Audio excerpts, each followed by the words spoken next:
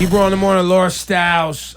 Give it up for Tory Lanez on the program. Young man we've watched have hit records and blow up. I gotta apologize to you early. Summer Jam turned out to be a little upside down. We canceled the festival and shit. It happens. Yeah, the weather was. I didn't want. And then so the weather service comes and like, listen, we're gonna have lightning and leading in the Summer Jam, it was almost like they were talking about Armageddon. So like Friday before Summer Jam, the weather reports in the area were like, don't go outside on Sunday. I was like, really? I feel like everything was going against us. Really? Like, and then there was all these crazy, remember the crazy reports that we saw about festivals like in Germany, people getting electrocuted 70 with people the lightning. 70 people got struck by lightning at a festival in Germany like the week before. So that put everybody on notice with the lightning, right? That's crazy. So then we get to Sunday and I'm Governor's Ball over there at Roosevelt Island. They cancel at 12 noon. I'm on the phone with everybody that organizes the weather service, like, all right, what's the plan here? And they're like, well, you guys should probably cancel. I'm like, you can't cancel. I'm not canceling. It's been 13 years of the festival stage, right? Yeah, we've been doing that for 13. We've been doing the show for 23. Never canceled. I guess I'm bad luck or something. No, it ain't you. It ain't you. It was really, and pun intended, it was like the perfect storm. Like the shit we had lined up, right? We had Drake getting a private jet coming to do the Future set. We had Khaled with Usher. We had flown Usher in on a private jet to come out with him, right? The festival was amazing. It was you out there, and we had, obviously we've been supporting you for a while, Chance the Rapper. And Chance was like, yo, I want to be on the stadium stage. And I was like, yeah, but the festival, I want to do Chance on the festival because that festival stage, it's not like y'all are new acts, but y'all not like nobodies. So I like that festival stage to be meaningful too. Yeah, for sure. And I was going to tear it up. Yeah. And it's such an important moment too, because we've seen so many artists come from the festival stage and we've watched them grow and then tear up that stadium stage. Like to us, it's super important, and for the fans, and even artists like Dave East and Justine Skye. Even Justine Skye, we were talking. She tweeted, she was like, "My mother said I could never go to Summer Jam unless I was performing." She's like, "Thank God my day is here." So we genuinely were so happy. We were so happy to see you guys. So sad. So then then they say that lightning was gonna start striking at 4 o'clock till 7. I remember it was real. It was like right there. So grayish. yeah, so it was like if the gate's supposed to open for the festival at 3. First performance was like 3:20. So if I got people standing outside with no cover, where they gonna go if lightning really does start striking? It's gonna be so crazy. now I got people standing in open space with, but that wasn't gonna happen. So I was like, all right, we gotta cancel the festival. So I and mind you, it's rained before. Fans have been there through the rain, but not lightning. Lightning, no, we can't do that. We can't do That's that. crazy. So let's see. You and Drake. Let's just get right to it.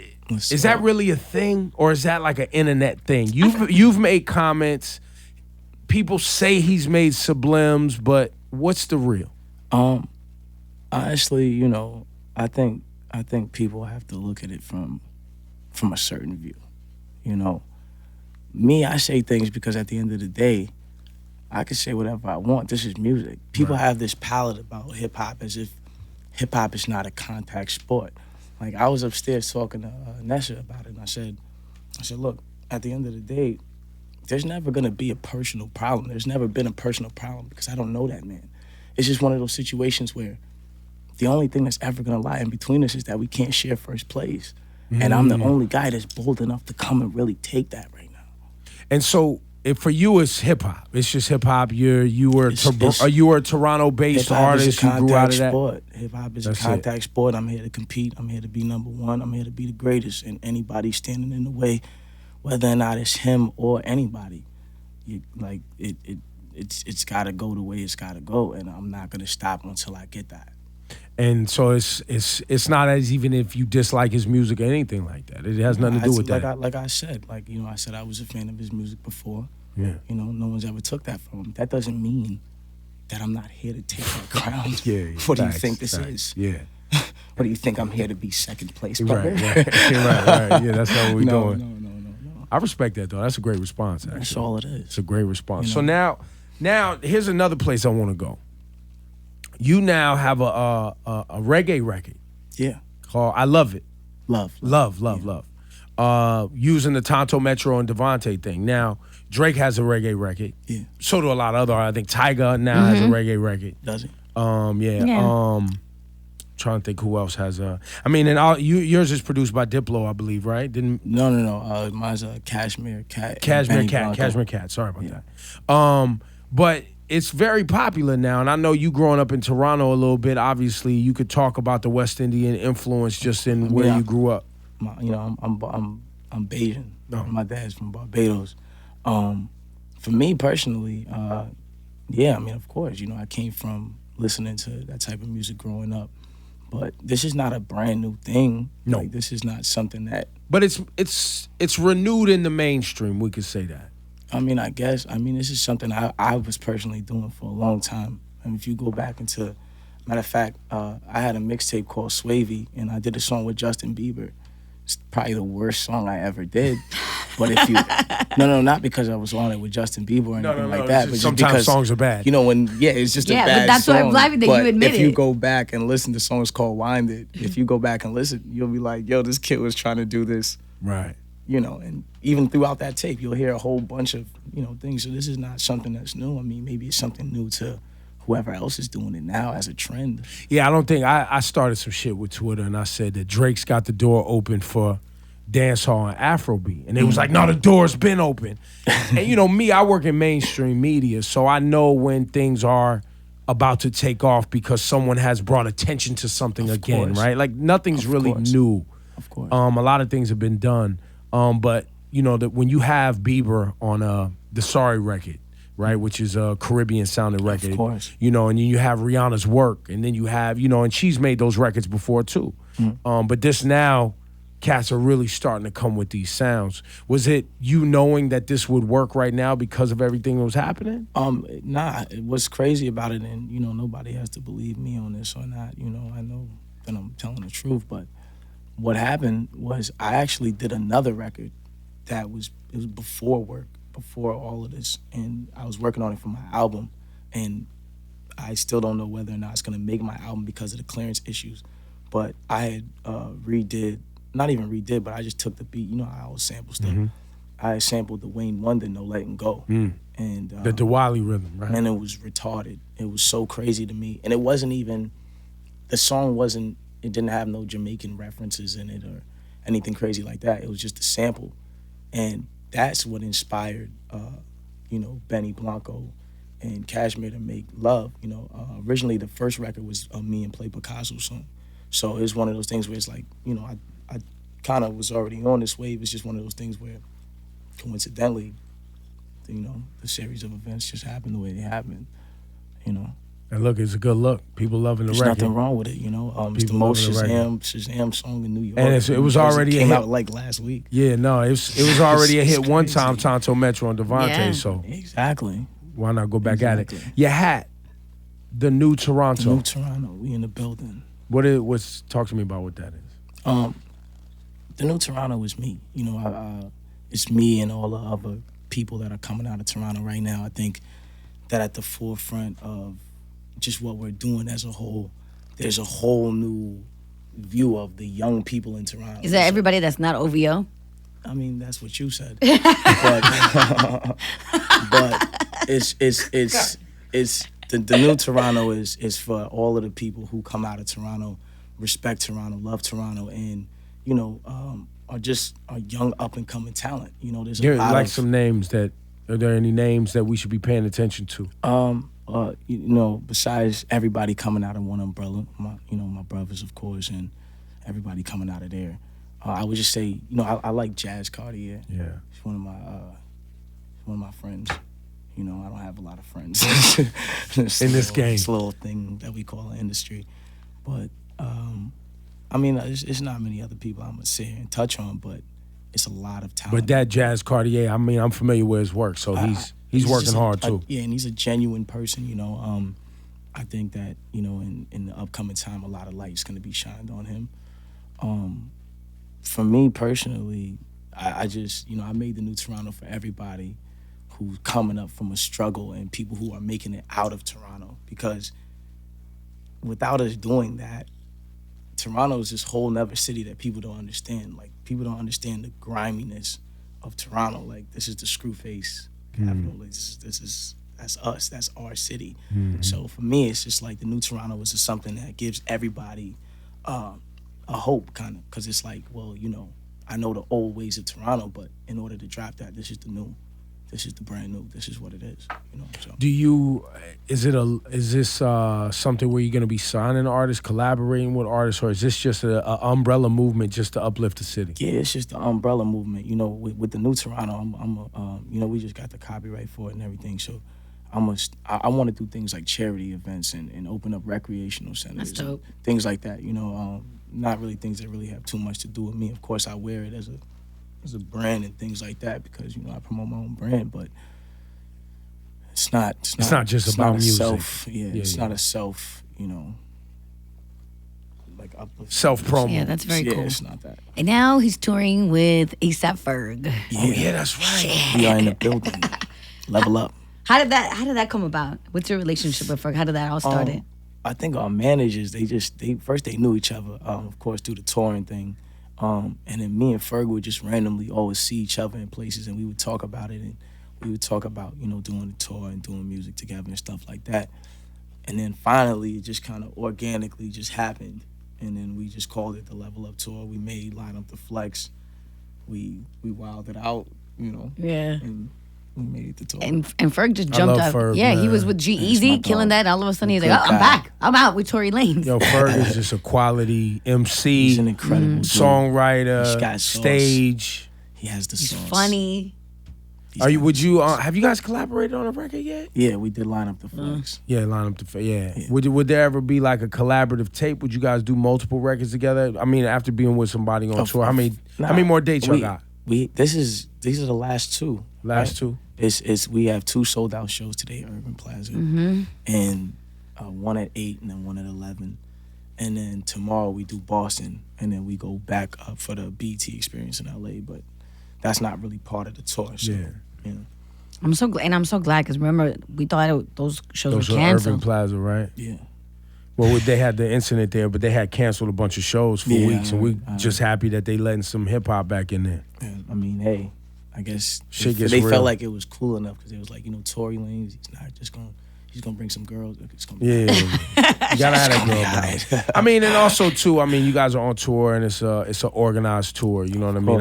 I think that Live Nation, who controls that building, they've been real supportive of hip hop. You know, but the NYPD has their microscope on everybody, so I mean, it's very hard. You know, I would just, for me personally, I would tell everybody just always be protected and just, you know, always make the right moves and just try your best to stay out of the problems. Don't bring the streets inside. That's what I always say. Leave the streets outside. It's true though. Leave the streets outside. That was always a rule when I was coming up. I keep talking about it, but we always had OGs was like, look, man, you may have a problem with somebody in here. Deal with that on your own time, not everybody else's time, because then you're messing up everybody's money. You're messing up the whole hip-hop economy. You bring all that bullshit inside. Yeah. You know. I definitely feel that. Let's get into your record right now. Love, right? Yep, LU. And is the project called I Told You? Yeah. That's the whole. It's such a thing. It's bro, it's such a thing. When can I hear the album? You can hear the album way sooner than everybody else. Okay, it's coming out summer. Yeah. This summer 16. But there's not a real date. No, I know the real date, and you will know the real date after this interview. But they can't know the date. It's got to fall out the sky. I'd have to dust them off if I told them. You know, I'd have to put some concrete shoes on them. Yeah.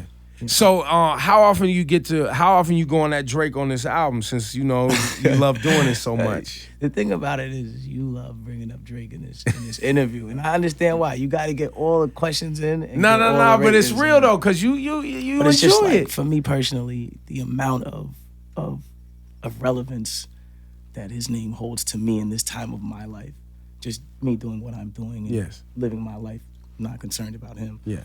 The amount of irrelevance that his name holds to me right now is uncomparable. So it's just like one of those things where I'm not talking about him on my album. Right. Just because he may run around and do, you know, whatever he wants to do on his album. Right. You know.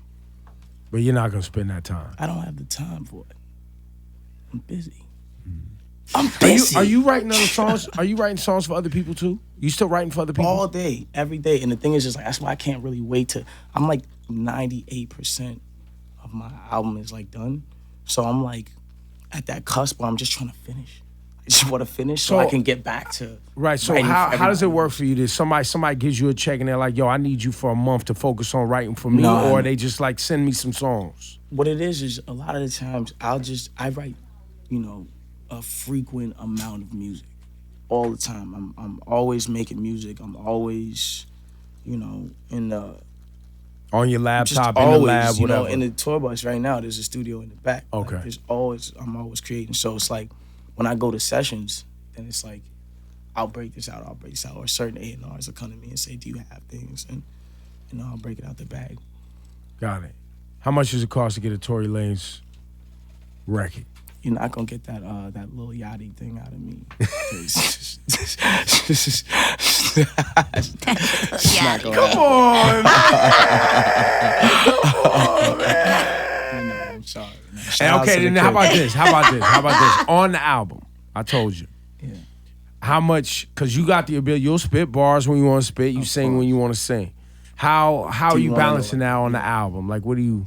There's a good balance. This isn't, this is gonna be the greatest album of this year for sure. I want to say it's gonna be the greatest album of some time, but I'm not gonna be, full of myself. I just know it's gonna be great for this year and for the time that it comes out, and I'm so excited about it because it's not one of those things that the label, made me do, or, I have all creative control here. It's not a pop album. It's not 10 Say. This is a Tory Lanez album. It's not 10 Say It's and 10 Loves. Yeah.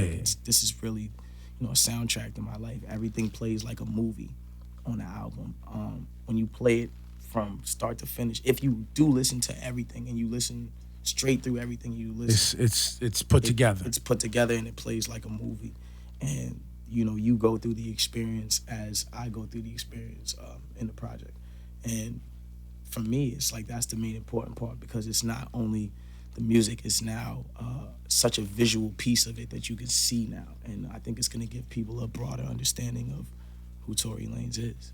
Do you, with the title, it tells me that you feel I was the guy standing at the mall handing out free music, begging y'all to listen. I was the guy driving to Atlanta, begging y'all to hear my music. I was the guy selling songs, getting on Meek Mill tapes and just grinding. I was the guy that was, trying to put my songs on Toronto radio and nobody wanted to play it. People were making calls to take it off.